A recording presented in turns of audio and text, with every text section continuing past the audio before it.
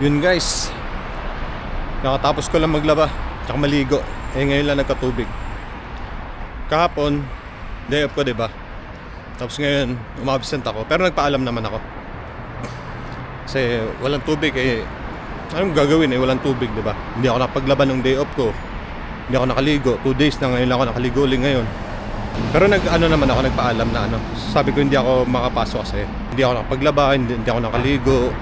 Deserve ko naman yun. 11 days akong straight na nagtrabaho. Ang expected ko, ididikit yung day off ko ngayon, wala. Buti na lang nagkaroon ng chance, diba? Na mawala ng tubig, ginawang rason kaya hindi ako pasok. At least sulit naman. Tulog ako maghapon. Speaking of trabaho dito, pag dapat i-ready mo na mo yung sarili mo pag dito ka sa Saudi, kasi maraming dito, maraming amo. Dito ulit dyan sa Pinas na manager lang, di ba? Sa manager, dalawa lang. Dito hindi. Lahat amo mo, lalo kapag casual ka pa. Casual employee ka. Lahat ng regular doon, kahit walang posisyon, kahit hindi manager, lahat amo mo kasi palautos yan sila lahat.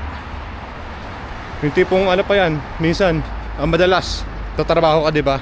Alam mo yung ginagawa mo, na-explain na sa'yo. Sabihin, do this, do that. Kaya dapat prepare ka dito. Mahaba pasensya mo. Sa dami ng na-experience ko na dito, bilang casual dito na trabahador, alam ko na yung mga ugali niya nila. Kailangan marunong ka manguto.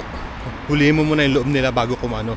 Tsaka huwag kang bida-bida, kasi pag bida-bida ka, pag pinakita mo na marunong ka, lahat yan iaasa sa'yo. But sana kung regular employee ka, pwede ka para ma-promote ka, kaso hindi naman, di ba?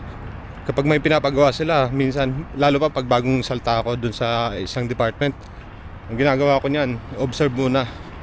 Tapos magtanga-tangahan ka, sabihin mo, pag may tinuro sila ako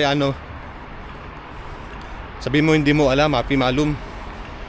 Tawag mo gagawin lahat, kasi pag ginawa mo lahat, iaasa yun sa'yo. Sino kawawa? Hindi ikaw, diba? So yun lang guys, share lang ng experience dito.